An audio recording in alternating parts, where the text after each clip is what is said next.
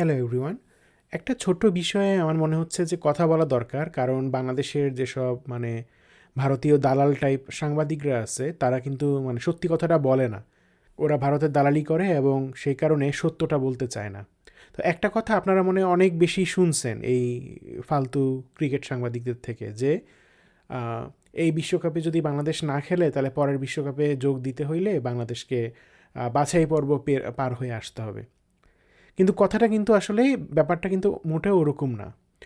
এই যে 20টা দলের মধ্যে কিভাবে দলগুলো সিলেক্ট হয় সেটা হচ্ছে যে, যেমন 2030 সালে যেটা হবে ইংল্যান্ড, স্কটল্যান্ড, ওয়েলস, আয়ারল্যান্ড ওসব জায়গায়, এখানে হোস্ট যে ফুল মেম্বার টিম তারা হচ্ছে ইংল্যান্ড এবং আয়ারল্যান্ড, ওরা যাবে।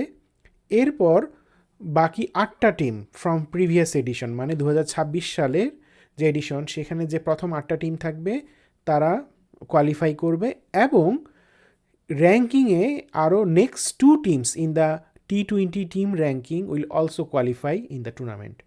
এর মানে হচ্ছে, যদি আমরা এখন আইসিসির কোয়ালিফিকেশন দেখি, রেটিং দেখি, তখন দেখবো যে এখন ইন্ডিয়া 1 নম্বরে আছে, কিন্তু বাংলাদেশ আছে 9 নম্বরে, এবং আয়ারল্যান্ড আছে 11 নম্বরে। সো আমরা যদি ধরে নেই যে আয়ারল্যান্ড এবং ইংল্যান্ড ওরা বাদ দিলাম, এই 2টা দল বাদ দেওয়ার পর বাকি যে ধরা যাক India, Australia, New Zealand, south Africa, West Indies, Pakistan, Sri Lanka, এরাই হলো 1 2 3 4 গণি, 8টা দল গণি, 1 2 3 4 5 6 7 8, 8।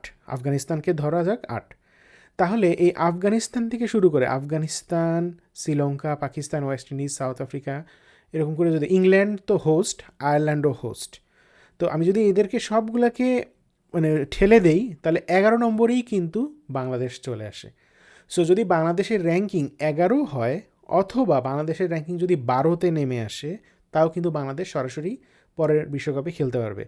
যদি কোনো কারণে বাংলাদেশ 12 ছাড়িয়ে 13 নম্বরে চলে যায়, ধরা যাক নেদারল্যান্ড, স্কটল্যান্ড, এরকম কোনো টিম যদি বাংলাদেশকে টপল করে চলে যায় এবং বাংলাদেশ যদি 12 বাইরে চলে যায়, তখন কিন্তু বাংলাদেশকে বাছাই পর্ব খেলতে হবে। এবং এই বিশ্বকাপ খেললেই যে বাংলাদেশ পরের বিশ্বকাপে আর খেলতে বাছাই পর্ব খেলা লাগতো না, তাও না।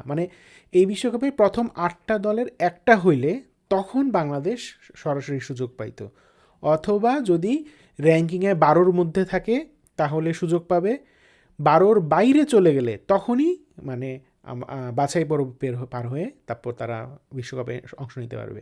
সো এই যে আপনাদের যত সব ফালতু রনি, নোমান, রিয়াসাত আজিম, যতগুলো ফালতু সাংবাদিক আছে, একজনও কিন্তু এই কথাটা স্পষ্ট করে বলে না, বলে যে বাছাই পর্ব খেলতে হবে, বাছাই পর্ব খেলতে হবে। তো এই ক্রীড়া সাংবাদিকদের ব্যাপারে আপনাদের আসলে সচেতন হওয়া দরকার।